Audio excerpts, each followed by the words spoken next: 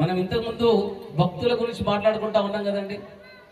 అలాగా మన నరేష్ గురుస్వామి ఎంత అద్భుతమైన భక్తుడో అలాంటి ఒక అద్భుతమైన భక్తుడిని ఇవాళ రాకేష్ మన దగ్గర తీసుకొచ్చాడు. ఆయన పేరే కార్తీక్ గారు అండి. కార్తీక్ గారికి గట్టిగా చప్పట్లు కొట్టారు అందరూ కూడా.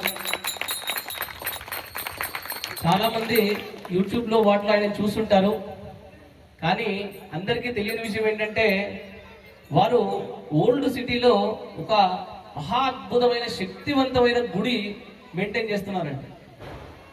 ఆ గుడి ఏంటంటే ఆ గుడి తప్ప మిగతా ఒక్క చుట్టుపక్కల ఒక చీమె కూడా హిందూ వాళ్ళు లేరండి.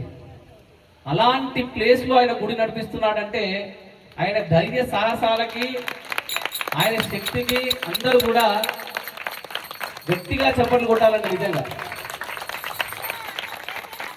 వయసు చిన్నదైనప్పటికీ కూడా చూసారు కదండి, మళ్ళీ ఇదొక నిదర్శనం. ఇవాళ ఎన్ని నిదర్శనాలు కనిపిస్తున్నాయి. ఫస్ట్ వాడు చిన్న 2 సంవత్సరాల పిల్లవాడు, వాడి భక్తి చూసి మనమే పరిచయం అయినాం. అట్లాంటిది ఇంతకుముందు మళ్ళీ నరేష్ గురుస్వామిని చూస్తాం. అలాంటి భక్తుడు మళ్ళీ మా కార్తీక్. ఎంత అద్భుతమైన భక్తుడు అంటే అక్కడ ఉన్న చిన్న చిన్న పిల్లలని, ఎందుకంటే భారతదేశంలో ప్రమాదము వేరే మతాల వల్ల ప్రమాదం లేదని గుర్తుపెట్టుకోండి, పడుకున్న హిందువుల వల్ల ప్రమాదం ఉందండి.